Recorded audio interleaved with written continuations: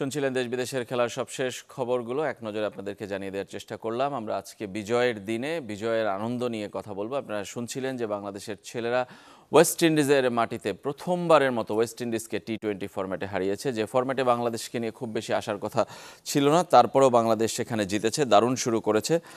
দুজনকেই বিজয় দিবসের শুভেচ্ছা, প্রথমেই অভিনন্দন এবং বাংলাদেশের সাফল্যের জন্য। এই জয়কে কিভাবে দেখছেন কিংবা দেখবেন মনে করেন? বাংলাদেশকে নিয়ে খুব বেশি আশা কিন্তু ছিল না এই ফরম্যাটে। প্রথমেই চ্যানেল 24 দর্শক এবং আপনাদের সবাইকে মহান বিজয় দিবসের শুভেচ্ছা। আমার কাছে মনে হয় যে সকালটা এর সাথে ভালোভাবে শুরু হতে পারতো না। মেয়েদের দল অনূর্ধ্ব-19 দল শ্রীলঙ্কাকে হারিয়েছে এশিয়া কাপে। ছেলেদের দল 147 করার পর মনে হচ্ছিল শুরুটা ভালো হয়েছিল বোলিংয়ে, বাট শেষ দিকে রবম্যান পাওয়েল যেভাবে খেলছিলেন তাতে মনে হচ্ছিল হয়তো শেষ পর্যন্ত রেজাল্টটা অন্যদিকে যাবে।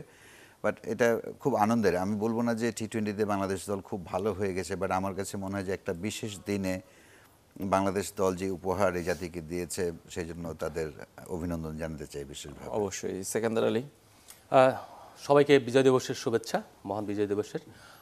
আমরা যে আজকে জয়টা দেখলাম, জয়টা কিন্তু আসলেই উপভোগ করার ছিল। হারতে হারতে জেতা, এই যে চ্যালেঞ্জটা থাকে যে শেষ পর্যন্ত হেরে যাব কি না, একটা টেন্স থাকে। আমরা ফোনে কথা বলছিলাম অন্য একজনের সঙ্গে এই খেলা দেখতে দেখতে, কী হলো এটা রেজাল্ট, 7 উইকেট পড়ে যাওয়ার পরে আপনার এই ম্যাচটা এইভাবে রবম্যান পাওয়েল বের করে নিয়ে যাচ্ছে, বোলাররা কী করে। কিন্তু সেখান থেকে যে কামব্যাক করা, এই কামব্যাক করাটা হলো আপনার ফাইটিং স্পিড।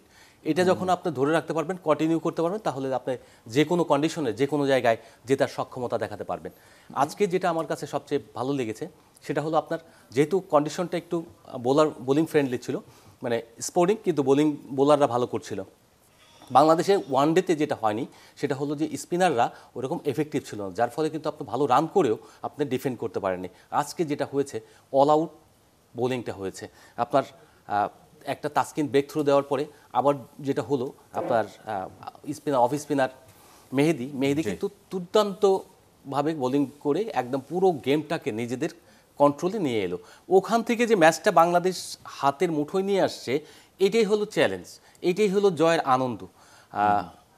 যেটা সবচেয়ে বড় ব্যাপার, যেটা বললেন যে আপনার ওয়েস্ট ইন্ডিজের ফার্স্ট উইন, এই উইনটা হয়তো বাংলাদেশ সাইড বাই যেটা বললেন উইন পরিবর্তনের খুব একটা বড় বার্তা না, কিন্তু আরেকটা জায়গায় আমি মনে করি যে পরিবর্তনের একটা বার্তা এসেছে এই কারণে যে অনেক সিনিয়র ক্রিকেটার এখান থেকে চলে গিয়েছেন, নতুন জেনারেশনে এসছেন। যেখানে আপনি যদি পাটোয়ারির কথা চিন্তা করেন, তিনি দেখেন যেভাবে শুরু করেছে, যে কনফিডেন্স নিয়ে খেলছে, কিছুদিন আগেও কিন্তু তিনি এতটা কনফিডেন্স নিয়ে খেলতো না, তার অফিস স্ট্যাম্প ছেড়ে দিয়ে খেলার একটা প্রবণতা ছিল। সেই জায়গায় কিছু কাজ করেছেন শাহরিয়ার নাফিস, আমি যতটুকু জানি। সেই জায়গা থেকে তার যে চেঞ্জটা আসছে, তিনি ডোমেস্টিক অনেক ভালো খেলেছেন এবং তার যে পারফরমেন্স শো করা, সেই শোটা তিনি আজকে করে দেখিয়ে দিয়েছেন। আমি মনে করি ভালো করবে বাংলাদেশ। অবশ্যই আমরাও তাই চাই যে এই সিরিজটা ভালো করে। এবং মেহেদি বলছিলেন যে আমরা বিজয়ের দিনে এই জয়টা পেয়েছি এবং এখন সিরিজ জেতাটা আমাদের দায়িত্ব, যেভাবেই হোক আমরা সিরিজটা জিততে চাই। সেটা হয়তোবা কঠিন ওয়েস্ট ইন্ডিজের মাটিতে ওয়েস্ট ইন্ডিজকে এই ফরম্যাটে হারানো, কিন্তু আপনি কি মনে করেন যে আসলে পরিবর্তনের শুরুটা আসলেই হলো? সেকান্দার আলী যদিও একটু দ্বিমত করছেন যে এখনই বাংলাদেশকে নিয়ে এরকম আশা করাটা ডিফিকাল্ট। একটা হলো কি, আজকে আপনি যদি বাংলাদেশ দলের বডি ল্যাঙ্গুয়েজ দেখেন, আমি কিছু স্ট্যাটও বলি। জি জি প্লিজ। বাংলাদেশের ছক্কা মারায় অনেক দুর্বলতার কথা আমরা সবাই জানি, বিগ হিটিংয়ে। ইন্টারেস্টিংলি আজকে ওয়েস্ট ইন্ডিজের বেশি ছয় কিন্তু বাংলাদেশের ব্যাটসম্যানরা হাঁকিয়েছেন, যেটা টি-20তে একসময় মনে করা হতো যে না, স্ট্রাইক রোটেট করলেই হয়। বাট আমরা এখন জানি টি-20 যে ফর্মেট যেই দিকে গেছে, বড় বড় ছক্কা লাগে, মানে সিক্সেস লাগে, যেটা এনসিএল টি-20তে আমরা দেখছি কিন্তু যে 180 190 চেজ হয়ে যাচ্ছে, বিকজ এখন বিগ হিটিংয়ে একটা জেনারেশন উঠে আসছে। সো এই সাইনটা ভালো, বাট মানে আমার কাছে মনে হয় সিরিজ জেতার চিন্তা বাদ দিয়ে যে বডি ল্যাঙ্গুয়েজ আজকে মাঠে দেখেছি, যে ইতিবাচকতা, 147 কিন্তু মডার্ন ডে ক্রিকেটের এটা কোনো স্কোর নয়। আমি বলবো যে উইকেটে বল গ্রিপ করছিল, স্পিনাররা হেল্প করে পেয়েছেন। আজকে ওয়েস্ট ইন্ডিজেও কিন্তু 3জন স্পিনার মানে ইউজ করেছে, কি কারণে? যেহেতু স্পিনাররা একটু সুবিধা পাচ্ছিলেন। বাট এখানেও কিন্তু অনেক রান ছিল। আপনি যদি বাংলাদেশের 9টা 6 এবং 8টা যদি বাউন্ডারি হিসাব করেন, 105 বা 10 রান তারা বাউন্ডারিতে করেছেন, বাকি 37 রান মতো বা 38 রানের মতো তারা সিঙ্গেল দৌড়ে করেছেন। তার মানে প্রচুর ডট বল গেছে। এবং আপনি যদি বাংলাদেশে অনেক ফলস স্ট্রোক খেলেছে, হতে পারে যে বল যেহেতু গ্রিপ করছিল, বিশেষ করে আকিল, তার বল, আকিল হোসেনের বল খেলতে পারছিলেন না ব্যাটসম্যানরা। আমার কাছে মনে হচ্ছে ওই জায়গাটা একটু তাড়াহুড়ার ব্যাপার ছিল, আর একটু প্ল্যান করলে হয়তো বাংলাদেশ 160+ করতে পারতো। আমি বলছি এটা কারেকশনের জায়গা, নিশ্চয়ই বাংলাদেশ এই কারেকশনগুলো নিয়ে কাজ করবে। বাট অ্যাজ এ হোল সেখানে যেটা বলছিলেন যে মনে হয়েছে যে ইতিবাচকতা, যে কামব্যাক করা বারবার। টি-20 কোনোদিন শেষ বলের আগে ম্যাচ শেষ হয় না। আজকে যে রবম্যান পাওয়েল একাই ম্যাচ নিয়ে যাচ্ছিলেন, কিন্তু ওই হাসান মাহমুদের ওই বলটা কিন্তু নিজেদের ব্যাটে কানেক্ট না করতে নিশ্চয়ই তিনি ওয়াইড পেতেন। মানে এগুলোই হয়, ছোটোখাটো জিনিস আপনাকে মানে ম্যাচের রেজাল্ট চেঞ্জ করে দেয়। কিন্তু এই ছোটোখাটো জিনিসের জন্য অপেক্ষা করতে হয় ধৈর্য ধরে শেষ বল পর্যন্ত। আপনি যখন হাসান মেহেদী যখন শেখ মেহেদী যখন 4টা উইকেট নিলেন, তখন মনে হচ্ছিল কিন্তু ম্যাচ বাংলাদেশের গ্রিপে, বাট সেখান থেকে ওয়েস্ট ইন্ডিজ কিন্তু নিয়ে যাচ্ছিল ম্যাচ। ওই জায়গায় যদি আপনি সাইকোলজিক্যালি স্ট্রং না থাকতেন, আপনার পক্ষে সম্ভব হতো না এই ম্যাচ বের করে আনা। বডি ল্যাঙ্গুয়েজের কথা বলছিলেন সাইদ ভাই, বডি ল্যাঙ্গুয়েজ চেঞ্জের কারণটা কি? বাংলাদেশের এই ফরম্যাটে ক্যাপ্টেন্সি করার কথা ছিল শান্তর, তারপর আমরা ভেবেছি মেহেদী মিরাজ করবে, তারপরে হঠাৎ করে লিটন দাসকে দেওয়া হলো। ক্যাপ্টেন্সি চেঞ্জ কি কোনোটা কারণ, নাকি আসলে প্লেয়ারদের নিজেদের মধ্যে অন্য কোনো কারণে মোটিভেশন ছিল? না, প্লেয়ারদের কারণেই, মানে প্লেয়াররা যে মোটিভেশন, এই জেনারেশনটাই আসলে একটা মোটিভেটেড জেনারেশন। তারা কিন্তু এই টি-20টাও দেখে বড় হয়েছে এবং টি-20 খেলেও অভ্যস্ত হয়ে গেছে। সাকিবরাও খেলেছে, তাদের সময় থেকে ইন্টারন্যাশনাল টি-20টা চালু হয়েছে 2006 বাংলাদেশ যেটা খেলেছে। কিন্তু এনারা কিন্তু অনেক বেশি খেলার সুযোগ পাচ্ছে এবং তারা এই শর্টস খেলা কিংবা কনফিডেন্স নিয়ে খেলা, কারণ তাদের আইডিওলজি আছে এবং তাদের বড় বড় আইকন আছে সামনে। ফলে এই আইকনদের দেখে তারা যে আউটস্ট্যান্ডিং সমমনা এবং তার খেলার ভিতরে নিজে থেকে যে সাহস নিয়ে খেলা, কারেজ নিয়ে খেলা, এটা তারা রপ্ত করেছে। এখন ড্রেসিং রুম থেকে কী ধরনের প্ল্যান দেয়, দ্যাট ইজ ইম্পর্টেন্ট। এই যে দুজন কোচ রয়েছে এখন এই টিমে, দুজনের কিন্তু দুজনের কিন্তু আপনার টি-20 দল পরিচালনা এবং সাকসেসের দিক দিয়ে তারা কিন্তু ভালো অভিজ্ঞতা রয়েছে। সেই জায়গা থেকে তাদের প্লেয়ারদেরকে যে মোটিভেশনটা দেওয়া দরকার, সেই মোটিভেশনটা দিয়েছে আমার ধারণা। আর আরেকটা জিনিস হলো যে আমাদের বোলিং দিয়ে তো আমরা সবসময় ভালো করি, কিন্তু আমাদের ব্যাটিংয়ের যে জিনিসটা দুর্বলতা সবচেয়ে, আমরা কিন্তু ইম্প্যাক্ট ইনিংস খেলতে পারি, যে ইম্প্যাক্ট তত্ত্বটা কিন্তু অনেক বছর ধরেই এখানে চর্চিত, বাট আমরা সাফল্য অর্জনের ক্ষেত্রে ইম্প্যাক্ট করতে পারি না। অর্থাৎ 10 বলে আমরা 20 করবো কিংবা 5 বলে 10, 12, 15, 20 করে দেবো, এরকম ইনিংস খেলতে পারি না। আজকে আমরা এরকম একটা ইনিংস, শামীম পাটোয়ারিটা, এর সঙ্গে আপনার যদি আউট না হয়ে যায় তো জাকের আলী, তো জাকের আলী আউট না হলে কিন্তু উনি যেভাবে শুরুটা করেছিলেন, অর্থাৎ ক্যারি করতে পারলে অল্থ্রো বড় একটা ইনিংস উনি উপহার দিতেন। হি ইজ আউটস্ট্যান্ডিং প্লেয়ার এবং তার যে কারেজ, সাহস, আপনার শরীরের মাথায় বল লাগছে, অনেক প্লেয়ার হলেই আস্তে করে বলতো মানে কনকাশন সাব নিয়ে সে বেরিয়ে যেত, কিন্তু তার মধ্যে কিন্তু ওই নেই, মানে ওই যে আমরা কি বলি পুতুপুতু ওই ভাবটা নেই। তিনি কিন্তু গার্ডস নিয়ে, আগে যেরকম প্লেয়াররা খেলতো ওই গার্ডস নিয়ে তিনি খেলেন এবং শেষ পর্যন্ত থাকেন। আপনার আফগানিস্তানের বিপক্ষে খেলার সময় তিনি মাথায় বল লেগেছে, আবার ওয়েস্ট ইন্ডিজের বিপক্ষে ওয়ানডেতে টেস্টে লেগেছে, সেই টেস্টের থেকে দেখেন আবার টি-20 লেগেছে, কিন্তু তিনি বলছে কিছু হয়নি, আসা দরকার নেই মাঠে। ক্যাপ্টেন্সির চেঞ্জটা নিয়ে সাইদ ভাই কী বলবেন? শেখ মেহেদীর একটা কথা বলি যে লিটনের ক্যাপ্টেন্সির আউটস্ট্যান্ডিং প্রশংসা করেছেন তিনি, বলেছেন তার বোলিং চেঞ্জ, ফিল্ডিং চেঞ্জ খুবই অসাধারণ ছিল, যদিও নিজে রান করতে পারছেন না। এটা হয় কি, আমরা সবসময় মানে ইন্ডিভিজুয়াল পারফরমেন্সের দিকে চোখটা চলে যায়। ক্যাপ্টেন যদি রান করতেন, গোল্ডেন ডাক না পেতেন, একটা 50 রানের ইনিংস খেলতেন, আরও বেশি প্রশংসা হতো। বাট আজকে লিটন দাসকে মানে মেহেদীর হাসানের মানে শেখ মেহেদীর প্রশংসা করার দরকার নেই। আমরা যারা টিভিতে খেলা দেখেছি, সুযোগ হয়েছে, ই ওয়াজ ভেরি ভাইব্রেন্ট। লিটন কিন্তু উইকেটের পেছনে তিনি যখন দাঁড়ান নর্মালি এত বেশি ইনভলভ থাকেন, ক্যাপ্টেনকে তো ইনভলভ থাকতেই হয়, বাট তার প্রত্যেকটা চেঞ্জ ক্যাপ্টেন কিন্তু ততটাই ভালো যার চেঞ্জগুলো কাজে লাগে। মাঠের যিনি ক্যাপ্টেন্সি করেন তিনি কিন্তু একটা প্ল্যান থেকে করেন, সেই প্ল্যানটা কখনো কখনো বাস্তবায়ন কখনো হয় না। বা আজকে আউটস্ট্যান্ডিং ক্যাপ্টেন্সি ছিল এবং সবচেয়ে বড় কথা, তিনি গোল্ডেন ডাক পাওয়ার পরও ফিল্ডিংয়ের সময় দলকে যে সাহসের সঙ্গে পরিচালনা করেছেন। নর্মালি হয় কি আমাদের প্লেয়ারদের সাইকোলজি, এটা আমাদের সব মানুষেরই কিনা জানি না এই দেশের, আমি নিজে খারাপ করলে আমি তখন টিম থেকে বেরিয়ে যাই, টিম নিয়ে অত ভাবি না।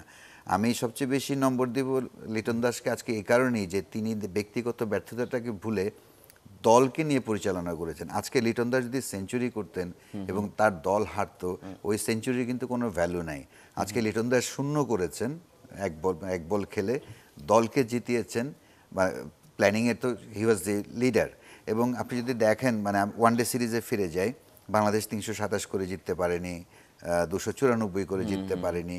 আমার ওখানে কিছু কিছু ইনিংস, কিছু কিছু অ্যাক্টিভিটিস মানে পরিকল্পনা দেখে মনে হয়েছে যে বাংলাদেশ ওই জায়গাটায় হেরে গেছে এবং এই পরিকল্পনা বলেন, ব্যাটিং বলেন, ইন্ডিভিজুয়ালের চিন্তা থেকে হয়েছে।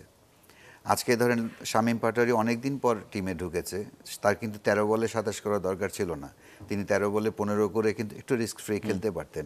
বাট তাকে একটা স্পেসিফিক অ্যাসাইনমেন্ট দেওয়া হয়েছে যে ওই সময়টা ওই সিচুয়েশনে ডিমান্ড করছিল 200 স্ট্রাইক রেটে ব্যাটিং করা। আপনি মিডল অফ দ্য ইনিংস যদি জাকের আলী বা মানে অনেক যখন বড় শট, তার আউটটা খুব মানে এটা অবশ্যই এখন খুব নর্মাল হয়ে গেছে, রোপের বাইরে থেকে বল ভেতরে ক্যাচ ধরেছেন, বাট জাকির কিন্তু ওই জায়গাটায় যাচ্ছিলেন যে এখন ওখানে 100 স্ট্রাইক রেটটাকে কীভাবে 150 করা যায়। আপনি যদি স্ট্রাইক রেটে মনোযোগী হন তখন কিন্তু আপনার দলের কথা আপনি ভাববেন, কিন্তু আপনি যদি শুধু স্কোর চিন্তা করেন যে আমি 40-50 করব, আপনি এই মেন্টাল ব্লকেজ থেকে বাংলাদেশের ক্রিকেটারদের বেরোতে হবে। এবং এখন কিন্তু এগুলো জাজ করা খুব সহজ, আগে কিন্তু করা যেত না বা কেউ হয়তো বলতে সাহস করতো না। এখন কিন্তু খুব পরিষ্কার যে তোমার ইন্টেন্ট, যেটা সেকেন্দার বা আমরা যারা ক্রিকেট চর্চা করি যে ইন্টেন্টের কথা বলে, আমরা দেখে বুঝতে পারি, যারা টিম ম্যানেজমেন্ট তারা আরও ভালো করে বুঝতে পারেন যে কোন খেলোয়াড় কেন ওই সময়টা রিয়্যাক্ট করলেন। সো আমার মনে হয় যে এই জায়গাটায় টিম ম্যানেজমেন্টের অনেস্ট এবং সিলেকশনের এবং ক্রিকেট বোর্ড এবং আমাদের সাংবাদিকদেরও অনেস্ট হওয়া দরকার যে আমরা ইম্প্যাক্ট ইনিংসটাকে ইম্পর্টেন্স দিব নাকি একটা নাম্বারটাকে ইয়ে করবো। আমি লিটনের শূন্যটাকে আমি ইম্পর্টেন্স দিব নাকি আজকে 147 ডিফেন্ড করার লিটনের ক্যাপ্টেন্সির যে ক্যারিশমা সেটাকে ইম্পর্টেন্স দিব। আমরা আরও কথা বলবো আপনাদের দুজনের সঙ্গে, কোচদের নিয়ে কথা বলবো, সালাউদ্দিনের অন্তর্ভুক্তি আসলে কোনো চেঞ্জ এনেছে কিনা সেটা নিয়েও জানতে চাই। একটা ছোট্ট বিরতি থেকে ফিরে আসার পর ক্লেমন বিয়ন্ড দ্য গ্যালারিতে আমাদের সঙ্গেই থাকবেন।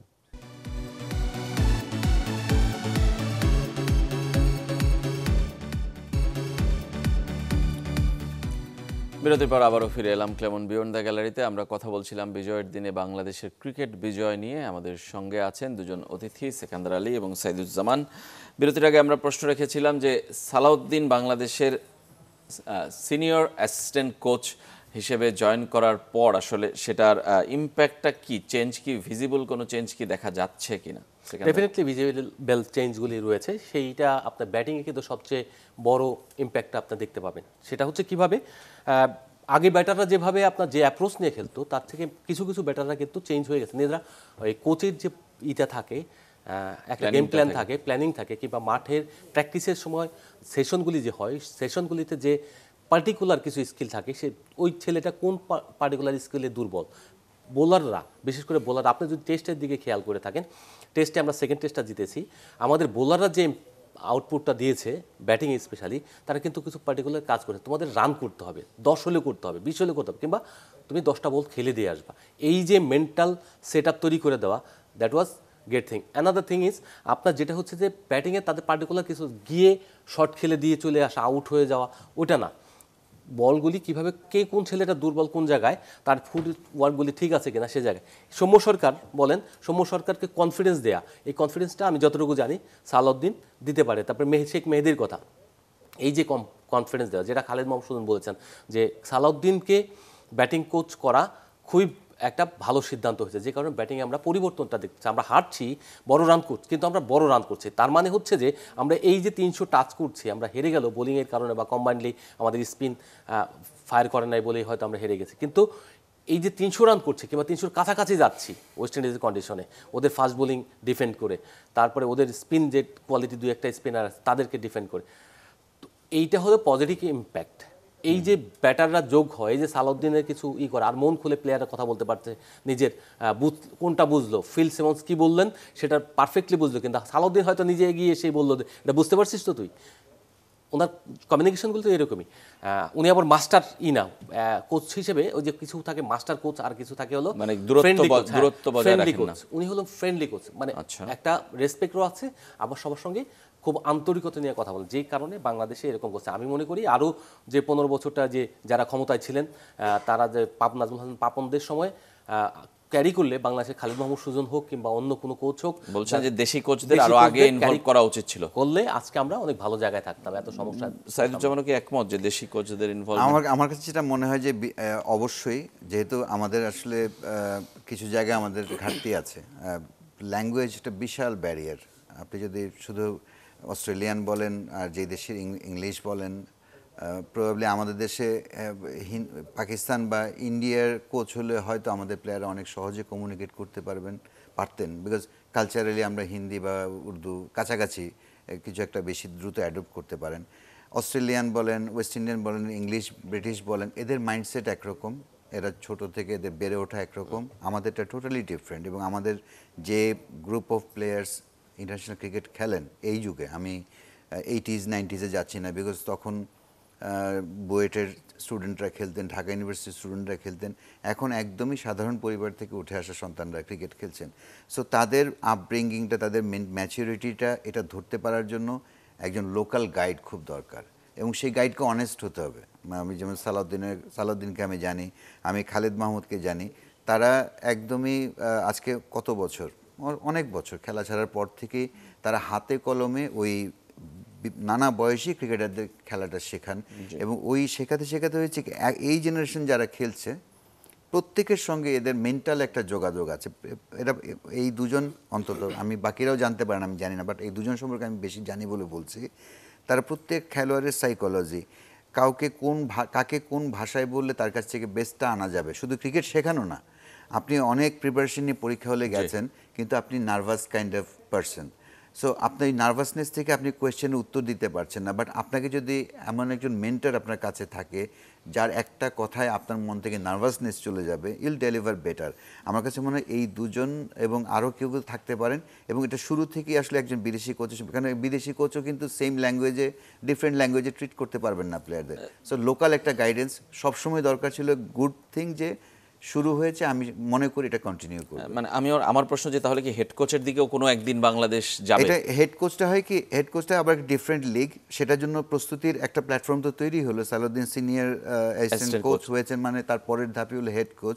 তিনি যদি এখানে ডেলিভার করতে পারেন, আই ডোন্ট সি এনি, মানে এটার মধ্যে আমাদের দেশি কোচ হতে পারবেন এটা আমি মনে করি না, বাট রেডি হওয়ার জন্য, মানে টপ অফ দ্য ফ্যামিলি হওয়ার জন্য, হেড কোচ হওয়ার জন্য আমি শিওর যে সালাউদ্দিন খুব কুইক লার্নার, তিনি শিখবেন, এবং যদি রেজাল্ট আমরা বাংলাদেশ ইতিবাচক পাই, ডেফিনেটলি হতেই পারেন তিনি। একদমই শেষের দিকে সেকেন্দার ভাই, যে শুরুটা আজকে বিজয় দিবসে বাংলাদেশ করলো টি-20 সিরিজে, সিরিজ জয়টা আসলে কঠিন নাকি আপনার কাছে বাস্তব মনে হয় সম্ভব? এই মাঠেই যেহেতু খেলা বাকি দুটো, এবং এই মাঠের বিশ্বকাপের কথা নিশ্চয়ই মনে আছে, আফগানিস্তানের কাছে আমরা হেরেছি, নেপালকে আবার হারিয়েছিলাম। দেখুন এখানে কন্ডিশনটা কিভাবে, আজকে যেহেতু তারা ওয়েস্ট ইন্ডিজ হেরে গেছে, এবং তারা আই থিঙ্ক নেক্সট যে গেমটা আছে সেই গেমে উইকেটটা একটু ডিফারেন্ট হবে। যদি একটু ব্যাটিং ফ্রেন্ডলি হয় তাহলে আমাদের জন্য একটু প্রেশার, বিকজ অফ আমরা রান করা এখনও অতটা পারদর্শী না। সেক্ষেত্রে ওয়েস্ট ইন্ডিজ কিন্তু সেই আপনি যখন সেকেন্ড টেস্টটা জিতে নিলেন, ওদের পেস বোলিং স্ট্রেংথ আমাদের পেস বোলিং স্ট্রেংথের চেয়ে কম, যার ফলে তারা কিন্তু ওখানে ব্যাটিং ফ্রেন্ডলি উইকেট বানিয়েছিল, এবং তারা সেখানে সাকসেস হয়েছে। আমি মনে করি যে এখানেও চ্যালেঞ্জ হবে। তবে ধন্যবাদ আপনাকে সাইদ ভাই। এক প্রেডিকশন রেজাল্টের, সিরিজ কি হতে পারে এক কথায়? 2-1 কার পক্ষে? Either side. ধন্যবাদ আপনাদের দুজনকে আমাদের স্টুডিওতে আসার জন্য। আমরা অপেক্ষায় রইলাম। আজকে বিজয়ের দিনে বিজয়ের আনন্দ আমরা উদযাপন করতে চাই। বাকি সিরিজের কথা পরে হবে। সবাই ভালো থাকবেন।